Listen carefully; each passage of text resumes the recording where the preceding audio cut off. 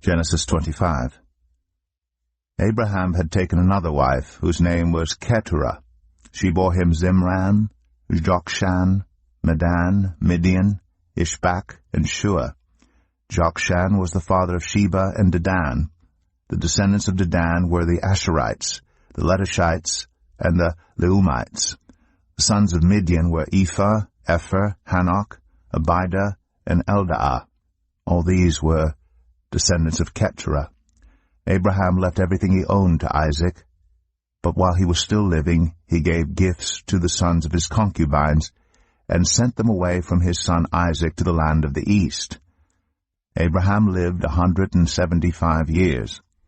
Then Abraham breathed his last and died at a good old age, an old man and full of years, and he was gathered to his people. His sons Isaac and Ishmael buried him in the cave of Machpelah near Mamre, in the field of Ephron son of Zoar the Hittite, the field Abraham had bought from the Hittites. There Abraham was buried with his wife Sarah. After Abraham's death, God blessed his son Isaac, who then lived near Beer-lahai-roi. This is the account of the family line of Abraham's son Ishmael, whom Sarah's slave Hagar the Egyptian bore to Abraham. These are the names of the sons of Ishmael, listed in the order of their birth: Nebaioth, the firstborn of Ishmael, Kedar, Adbeel, Mibsam, Mishma, Dumah, Massa, Hadad, Tema, Jetur, Naphish, and Kedemah. These were the sons of Ishmael, and these are the names of the 12 tribal rulers according to their settlement and camps. Ishmael lived 137 years. He breathed his last and died, and he was gathered to his people. His descendants settled in the area from Havilah to Shur, near the eastern border of Egypt, as you go toward Ashur, and they lived in hostility toward all the tribes related to them. This is the account of the family line of Abraham's son Isaac. Abraham became the father of Isaac, and Isaac was 40 years old when he married Rebekah, daughter of Bethuel, the Aramean from Padam Aram, and sister of Laban the Aramean. Isaac prayed to the Lord on behalf of his wife because she was childless. The Lord answered his prayer, and his wife Rebekah became pregnant. The babies jostled each other within her, and she said, "Why is this happening to me?" So she went to inquire of the Lord. The Lord said to her, 2 nations are in your womb, and 2 peoples from within you will be separated. One people will be stronger than the other, and the older will serve the younger. When the time came for her to give birth, there were twin boys in her womb. The first to come out was red, and his whole body was like a hairy garment. So they named him Esau. After this his brother came out, with his hand grasping Esau's heel. So he was named Jacob. Isaac was 60 years old when Rebekah gave birth to them. The boys grew up, and Esau became a skillful hunter, a man of the open country, while Jacob was content to stay at home among the tents. Isaac, who had a taste for wild game, loved Esau, but Rebekah loved Jacob. Once when Jacob was cooking some stew, Esau came in from the open country, famished. He said to Jacob, "Quick, let me have some of that red stew. I'm famished." That is why he was also called Edom. Jacob replied, "First sell me your birthright." "Look, I am about to die," Esau said. "What good is the birthright to me?" But Jacob said, "Swear to me first." So he swore an oath to him, selling his birthright to Jacob. Then Jacob gave Esau some bread and some lentil stew. He ate and drank, and then got up and left. So Esau despised his birthright.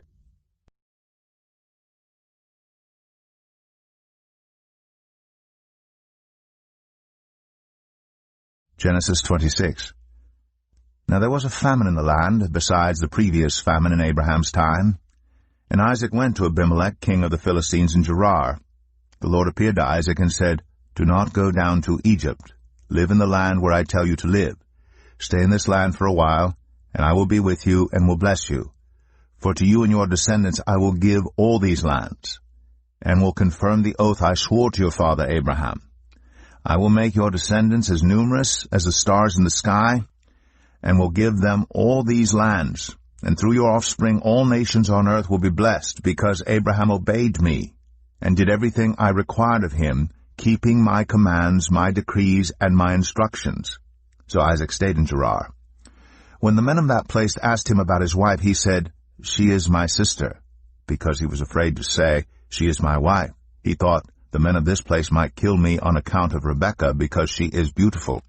When Isaac had been there a long time, Abimelech, king of the Philistines, looked down from a window and saw Isaac caressing his wife Rebekah. So Abimelech summoned Isaac and said, "She is really your wife. Why did you say she is my sister?"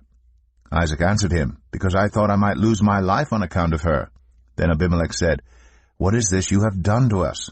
One of the men might well have slept with your wife, and you would have brought guilt upon us." So Abimelech gave orders to all the people, "Anyone who harms this man or his wife shall surely be put to death." Isaac planted crops in that land, and the same year reaped 100-fold, because the Lord blessed him.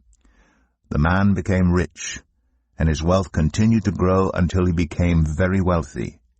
He had so many flocks and herds and servants that the Philistines envied him.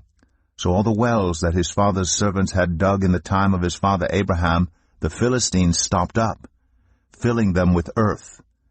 Then Abimelech said to Isaac, "Move away from us. You have become too powerful for us." So Isaac moved away from there and encamped in the valley of Gerar, where he settled.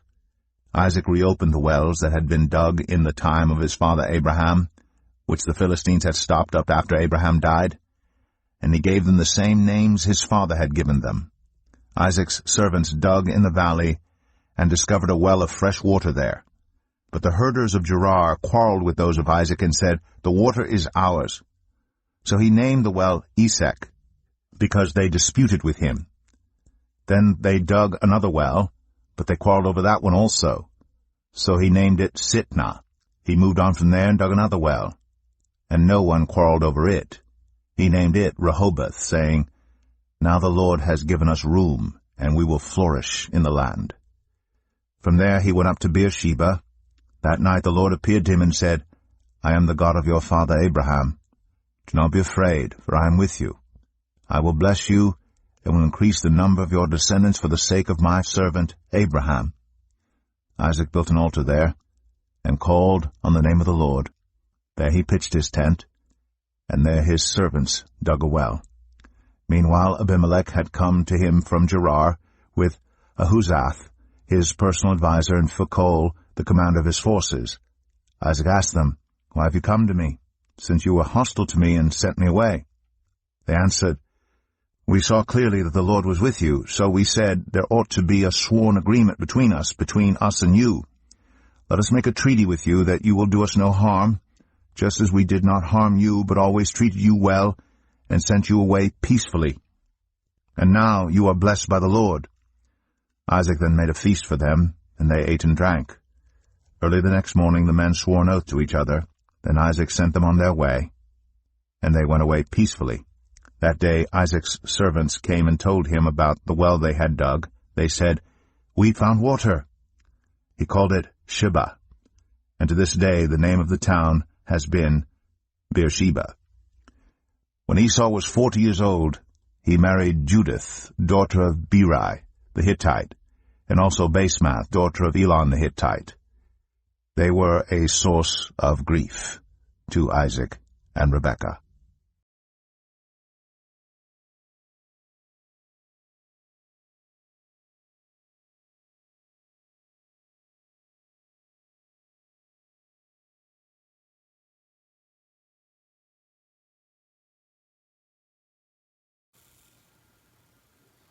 Hi guys, welcome back to God's Faith and Love. My name's Jeremy, and today we are reading in chapter 25 and chapter 26 in Genesis. And we picked two things in those two chapters that we find interesting or something that pops out to us. What I found interesting in verse 25 is verse 21 and verse 23. So here's verse 21. Isaac prayed to the Lord on the behalf of his wife because she was barren. The Lord answered his prayers, and his wife Rebekah became pregnant. Verse 23. The Lord said to her, 2 nations are to be born, and 2 people from within you will be separated. One person will be stronger than the other. The older will serve the younger. So this is talking about Isaac came out first, and then Jacob came out second. They're 2 boys. And Isaac was the type of young man that he was a skillful hunter. He explored the outdoors, liked the open countryside. Jacob was more of an opposite person. He was more of a quiet person, staying home, staying close to his tent, staying home closer to his parents, versus Isaac was more of a traveler. And at the end of the story, Isaac comes back from a trip and he's starving, he's hungry. And Jacob says, Jacob's making food and tells his brother, if you want food, sell me your birthright. And at the end, Jacob ends up getting Isaac's birthright, which is the younger one, which is Jacob, ends up serving the older one. So the older one ends up giving his birthright to his younger brother, which is very interesting, because at that time, it was always the firstborn who always got the right to the family. So this time, Jacob was able to get the right because his brother was hungry and he was able to get the food. And then if you go into chapter 26, what I found interesting is verse 24 and verse 25. So here's verse 24. The night the Lord appeared to him and said, I am the God of your father Abraham. Do not be afraid, for I am with you. I will bless you, and you will increase in numbers of your descendants, for the sake of my servant Abraham. Isaac built an altar there and called the name of the Lord. There he pitched his tent, and his servants dug a well. So this is very interesting too, because Isaac was praying to God, and now God is calling out to Isaac saying, don't be afraid, for I am with you. And that's the most interesting thing about this, because when we pray to God, there's a lot of times we don't think he's with us, but he is. And he wants to help us. He wants to help us. So he wants to see how much faith we have. And Isaac had a lot of faith like his father Abraham. And Isaac was able to pray to God and was able to have kids through Sarah. And then you go 1 chapter more, and here goes God telling Isaac, don't be afraid. So this is cool because it's teaching us that God does answer our prayers, but also he doesn't want us to be afraid of him. He wants to show his love and his passion on us. And this is exactly how he showed his love and passion on Isaac. That don't be afraid. He literally tells him, don't be afraid, for your numbers of your descendants, for the sake of your servant Abraham. So what he's telling him, don't be afraid, your numbers will increase. And he built an altar and he worshiped the Lord there. And that's just what's so cool about it, is whenever you're feeling down, lonely, or you don't feel God's hearing you, still worship the Lord, because he does hear you. And hope you guys have a good day, a blessed day, and I'll see you guys tomorrow.